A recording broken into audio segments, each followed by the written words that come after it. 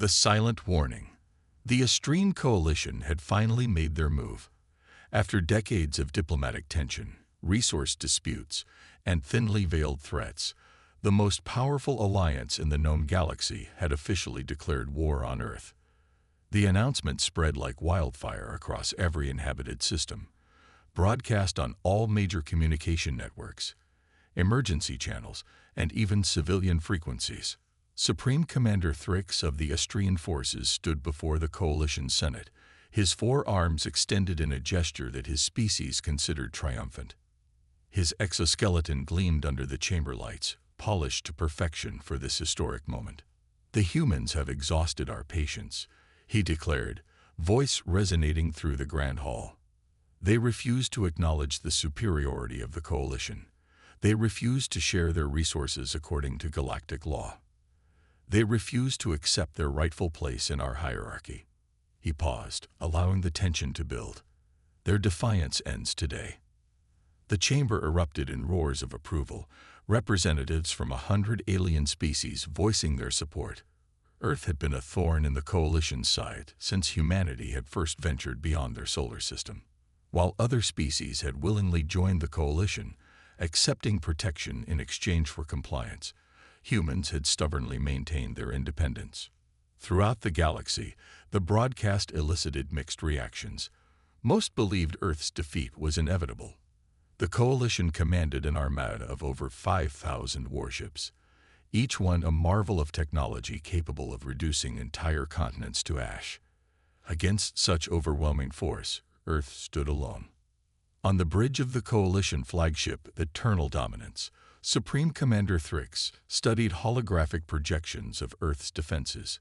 Their intelligence suggested minimal orbital platforms, an aging fleet of combat vessels, and rudimentary planetary shields. Nothing that could withstand even a fraction of the coalition's might. "They're practically defenseless," commented First Officer Zhao, her tentacles manipulating the display to zoom in on Earth's moon. "Their largest military installation doesn't even have antimatter capabilities." Thrix narrowed his compound eyes. "Something feels wrong. The humans have always been unpredictable." "But primitive," Zal countered. "They achieved spaceflight barely 2 centuries ago. Most of their population still lives on their homeworld. They're technologically outmatched in every way." Thrix wasn't convinced, but he kept his concerns to himself. The coalition's victory would elevate his standing, perhaps even earn him a seat on the High Council. He gave the order, and the armada began its advance toward the Sol system.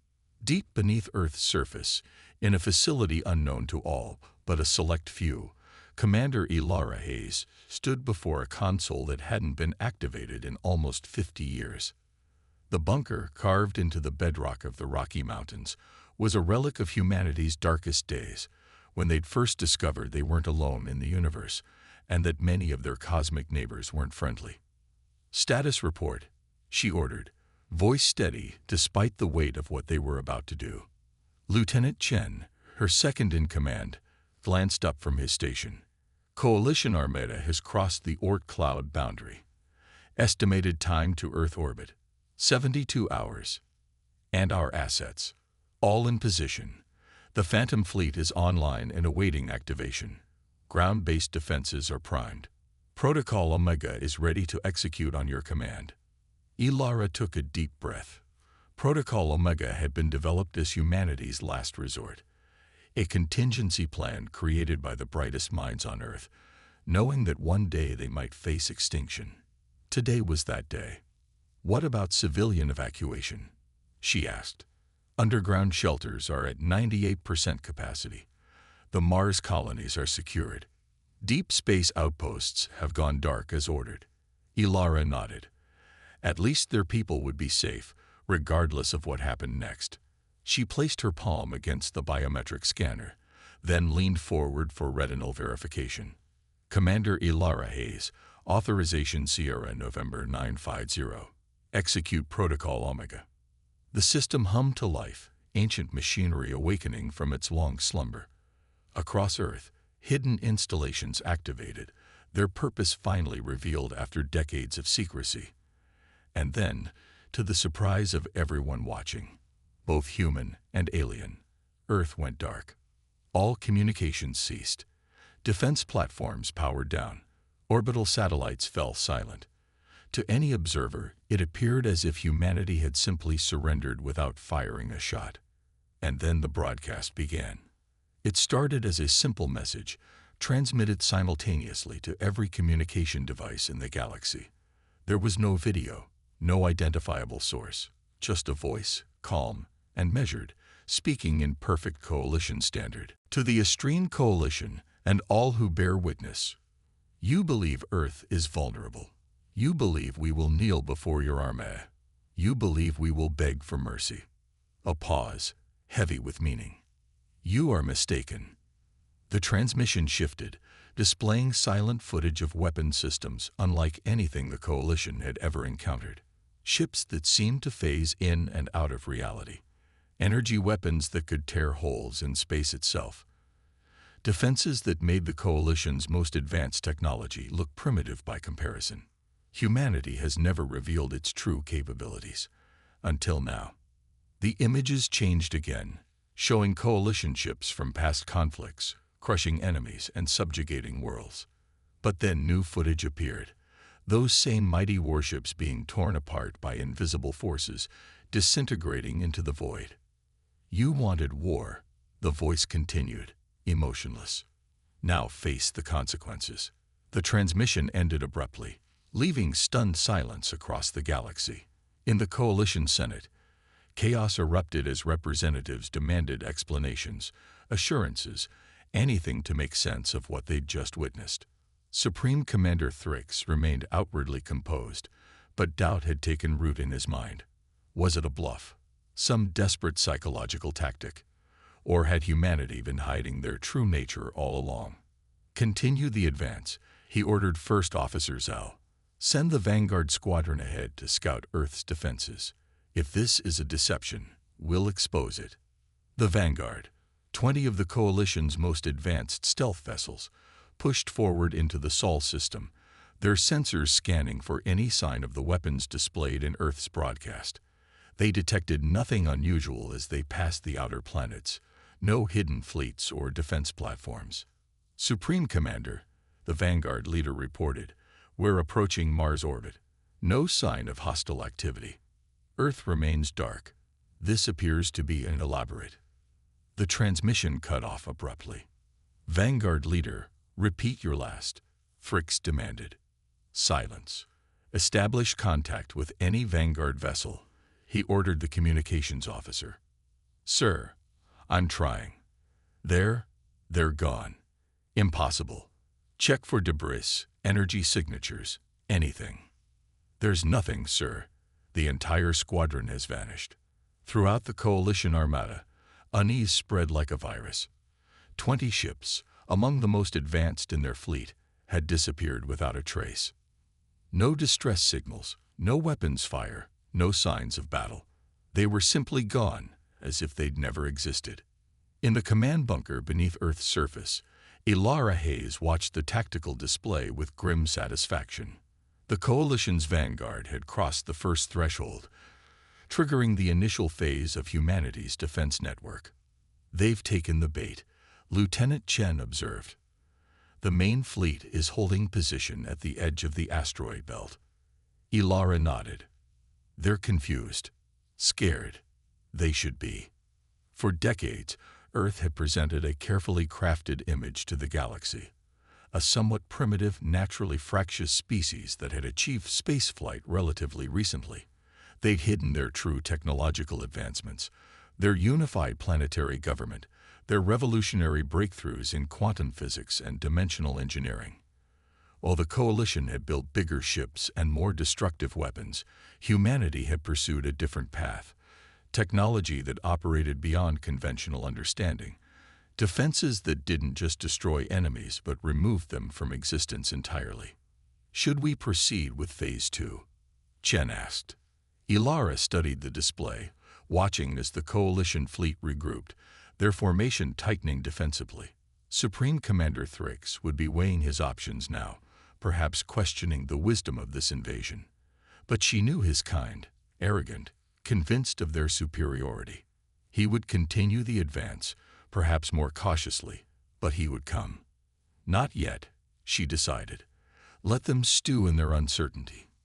Fear is our first weapon. Throughout the coalition armada, that fear was indeed taking hold. The disappearance of the vanguard squadron had shaken even the most battle-hardened warriors. Some whispered that the humans had discovered technology from the precursors, the mythical species said to have preceded all known galactic civilizations. Others claimed Earth had made pacts with extradimensional entities. Supreme Commander Thrix dismissed such superstitions, but he couldn't dismiss the facts. Something had happened to his ships, and he needed to know what. Against the advice of his officers, he ordered a second, larger force to advance. 200 warships, including some of the most powerful vessels in the coalition fleet. If the humans have some new weapon, he declared, we will overwhelm it with numbers. As the fleet pushed forward into the inner Sol system, sensors picked up unusual energy readings near Mars. Strange gravitational anomalies appeared and disappeared seemingly at random. Communications became spotty, then failed completely. And still, Earth remained dark and silent, offering no resistance, no communication, no sign of life. Until the void itself seemed to open. It began as a shimmer, barely perceptible against the blackness of space.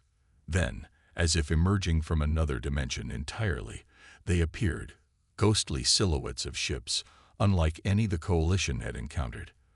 Their hulls seemed to phase between solid matter and pure energy, defying conventional physics. The Phantom Fleet had revealed itself at last. Before the coalition forces could react, the Phantom ships opened fire, not with conventional weapons, but with beams of energy that seemed to fold space itself. Where they struck, coalition vessels didn't explode or break apart. They simply ceased to exist, erased from reality with surgical precision. Panic swept through the invasion force. Some ships attempted to retreat, others fired blindly into the void.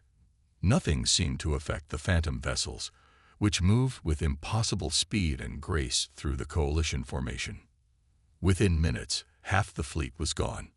On the Eternal Dominance, Supreme Commander Thrix watched in horror as his mighty armada was systematically dismantled by an enemy they couldn't even properly perceive, let alone fight. Full retreat, he ordered, his voice barely audible over the chaos on the bridge. Get us out of this system.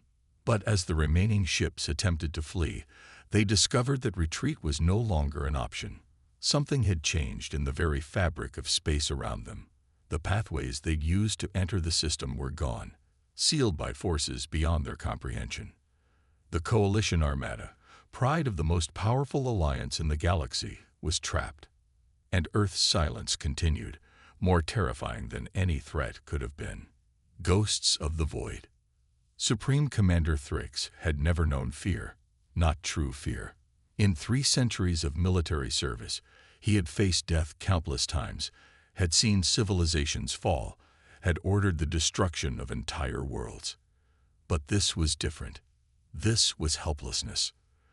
The remaining coalition vessels, barely a third of his once mighty armada, drifted in formation at the edge of the asteroid belt, their escape routes blocked by an invisible barrier that defied all attempts to analyze it, their communications jammed except for short-range transmissions between ships, their most powerful weapons rendered useless against an enemy they could barely perceive.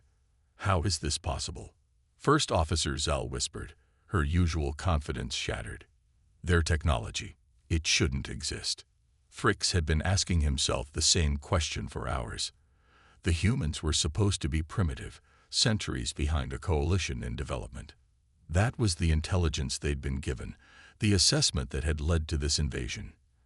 Now, facing extinction, he realized they had been deceived all along. We need to establish communication, he decided. Send a shuttle toward Earth. No weapons, minimal crew. Let's see if they'll talk. Sir, Zal protested, after what happened to the Vanguard. If they wanted us all dead, we would be all ready, Thrix interrupted. They're waiting for something. I want to know what. The shuttle launched, a tiny speck against the vastness of space, carrying a single pilot and a communications specialist. The remaining coalition forces watched it go, a fragile hope in a desperate situation. It never reached its destination. Halfway to Earth, the shuttle stopped, frozen in space, as if time itself had ceased to function around it. Then, to the astonishment of all watching, it simply vanished, replaced by a holographic projection that expanded to fill the view screens of every coalition vessel. The image showed a human, a woman with dark skin and close-cropped silver hair, wearing a uniform unlike the standard Earth military attire they had seen in intelligence briefings. She stood in what appeared to be a command center deep underground, surrounded by technology that shouldn't have existed on Earth. "Supreme Commander Thrix," she said, her voice calm and measured. "I am Commander Ilara Hayes of Earth Defense Command. I believe it's time we talked." In the command bunker beneath the Rocky Mountains, Ilara studied the alien commander's reaction on her monitor. The coalition forces had been surprisingly easy to trap. Their arrogance had blinded them to the possibility that Earth might have developed technology beyond their understanding. "Commander Hayes," Thrix replied, his mandibles twitching nervously. "Your display of force has been impressive. What are your terms?" Ilara allowed herself a small smile. "Terms? You misunderstand the situation, Commander. This isn't a negotiation. This is an education." With a gesture, she changed the holographic display, showing images that had been kept secret from the galaxy for decades. Massive underground facilities where humans had developed physics-defying technology, shipyards hidden in dimensional pockets where the Phantom Fleet had been constructed, defense systems that could erase matter from existence. "For 50 years, we've known this day would come," she explained. "When humanity first ventured beyond our solar system, we discovered evidence of how the Coalition treats lesser species. We saw the subjugated worlds, heard the stories of those who refused to bow to your authority. So we prepared. We presented ourselves as technologically inferior, politically divided, militarily weak. We let you believe we would be an easy conquest when you finally came for us. All while developing weapons that violate the laws of physics," Thrix growled. "No," Ilara corrected. "We didn't violate the laws of physics. We discovered the real laws, the ones that exist beyond the limitations of your science." Lieutenant Chen approached, handing her a datapad. She glanced at it, then nodded. "Your Senate has called an emergency session. They're monitoring this conversation, trying to determine if your failure is due to your incompetence or our deception." Thrix stiffened. "How could you possibly know that?" "The same way we know everything about the Coalition. Your encryption might as well be plain text to us. Your secure communications are an open book. We've been listening for decades, learning, preparing." Throughout the galaxy, the confrontation was being watched with stunned silence. Ilara had ensured that their conversation was broadcast to every inhabited world, every Coalition outpost, every previously subjugated species. Let them all see the mighty Estrene Coalition brought to its knees. "What happens now?" Thrix asked, his earlier bravado replaced by genuine concern. "Do you intend to destroy us? To do to the Coalition what we've done to others?" Ilara's expression remained neutral.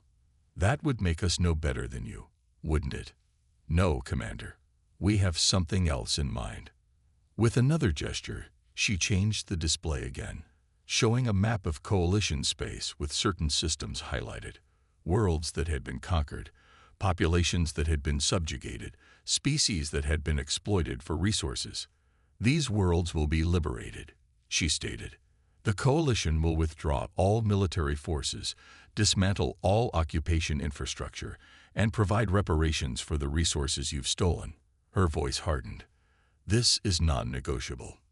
In the Coalition Senate, chaos erupted. Representatives shouted over one another, some demanding immediate compliance, others calling for all-out war regardless of the consequences. The High Council, ancient and set in their ways, refused to believe that their mighty alliance could be dictated to by humans. "And if we refuse?" Fricks asked, already suspecting the answer. "Then we'll help them liberate themselves," Ilara replied. "The technology we've developed, the same technology that erased half your fleet without leaving so much as a particle of debris, we'll share it with every world you've conquered." The implications were clear. The coalition wouldn't just lose this war. They would lose everything they had built over millennia. Their empire would collapse as formerly subjugated species acquired weapons capable of erasure on an existential level. Fricks lowered his head in defeat. "I will convey your terms to the Senate. They have 24 hours to respond," Ilara said, her tone making it clear that this timeline, like everything else, was non-negotiable. The transmission ended, leaving the coalition forces in stunned silence. In the command bunker, Lieutenant Chen turned to Ilara. "Do you think they'll comply?" "They don't have a choice," she replied, moving to the central strategic display where the positions of Earth's hidden defenses were shown. A network that extended far beyond the Sol system, encompassing dimensional anchor points that could, if necessary, isolate entire sectors of the galaxy. "But what if they call our bluff?" Chen pressed. "Would we really share our technology with every species they've subjugated?" "The risks." "Who said it was a bluff?" Ilara countered. "Humanity has hidden in the shadows long enough. Maybe it's time for a new order in the galaxy, one built on cooperation rather than domination." Throughout the bunker, officers and technicians exchanged glances. They had prepared for this moment for decades, developing weapons and defenses beyond anything the coalition could imagine. But sharing that technology, transforming the balance of power throughout known space, that was a step no one had anticipated. For 23 hours, the galaxy held its breath. The coalition's Senate remained in emergency session, debating furiously while their fleet drifted helplessly at the edge of the Sol system. Former subject worlds washed with growing hope, their long-oppressed populations daring to dream of freedom. And then, with 1 hour remaining, the coalition's response came. Supreme Commander Fricks appeared on the communication channel, his posture formal but defeated. "Commander Hayes, the Senate has accepted your terms. We will withdraw from the occupied worlds, as demanded. Reparation details will require further discussion." Ilara nodded. "Acceptable. The diplomatic team will contact you to arrange the specifics. There is one question," Fricks said, hesitation evident in his voice. "Why now? If Earth has possessed this technology for decades, why wait until we attacked? You could have liberated these worlds years ago." It was a fair question, and one that deserved an honest answer. "Because we needed to be certain," Ilara explained. "Certain of our technology, certain of the coalition's nature, and certain that there was no other path forward." She paused, considering her next words carefully. "And because revolution imposed from outside rarely leads to lasting peace. The subjugated worlds needed to witness your defeat, to see that you aren't invincible." She gestured, and the barrier trapping the coalition fleet dissipated. "Your ships are free to leave. Return to your Senate. Tell them what you've seen here. And understand this, Earth will be watching." The coalition vessels didn't need to be told twice. Their engines flared to life, and they retreated from the Sol system, a broken armada returning home in disgrace. As news of the coalition's defeat spread across the galaxy, the Phantom Fleet emerged from its dimensional sanctuary, taking up positions around formerly occupied worlds. Not as conquerors, but as guardians, ensuring the coalition honored its agreement during the transition to freedom. In the weeks that followed, delegations from dozens of species arrived at Earth, seeking alliance, technology, protection. The humans welcomed them openly, establishing a new interstellar council where all members would have equal standing. A direct challenge to the hierarchical structure the coalition had imposed for millennia. 3 months after the failed invasion, Supreme Commander Fricks, stripped of his rank and facing potential execution for his failure, requested asylum on Earth. To the surprise of many, Ilara granted it personally. Why? He asked when they finally met face to face. After everything the coalition has done, why show mercy? Ilara led him to a viewing platform overlooking a vast underground chamber where engineers worked on the next generation of dimensional technology, devices that could potentially open pathways to other galaxies, other realities. Because this was never about revenge, she explained. It was about creating something better than what came before. The coalition rose to power through conquest and fear. We intend to build through cooperation and understanding. Thrix studied the activity below, his compound eyes reflecting the blue glow of quantum stabilizers and dimensional anchors. We thought ourselves the pinnacle of evolution, he admitted, the rightful rulers of the galaxy. How could we have been so wrong about humans? You weren't wrong about humans, Ilara corrected. You were wrong about yourselves. She turned to face the massive strategic display, showing the changing political landscape of the galaxy. Former coalition strongholds now independent, new alliances forming. Trade routes opening between worlds that had previously been isolated from one another. This is just the beginning, she said, more to herself than to Thrix. The galaxy is bigger than any of us imagined, with threats and wonders we're only starting to understand. Somewhere beyond the edge of known space, ancient eyes had watched the confrontation between Earth and the coalition with growing interest. The humans' quantum technology had sent ripples through dimensions that had been undisturbed for eons, awakening entities that had slumbered since before the first stars burned in the galaxy. Humanity's broadcast, their message of defiance, had reached farther than they knew. And the response, when it came, would change everything again. But that was a challenge for another day. For now, Earth stood revealed as the ghost in the void, not the primitive world the coalition had dismissed, but a power that had rewritten the rules of reality itself. The final broadcast from Earth hadn't been a surrender. It had been the beginning of a new age for the galaxy, one where humanity's greatest weapons weren't the ones that erased matter from existence, but the ideals of freedom and cooperation that had guided them since they first looked up at the stars and dreamed of what might lie beyond. Commander Ilara Hayes stood at the window of her office, gazing up at the night sky where coalition ships had once threatened destruction. Now, vessels from a dozen formerly subjugated worlds moved in peaceful orbit, their representatives discussing a future without domination or fear. The Phantom Fleet remained vigilant, its technology still largely a mystery to their new allies. Earth had revealed its power, but not all its secrets. Some technologies were too dangerous to share widely. At least for now. Commander, Lieutenant Chen called from the doorway. The council is waiting. Ilara nodded, taking one last look at the stars. Tell them I'll be right there. The war was over. The real work, building something that would last beyond victory, was just beginning.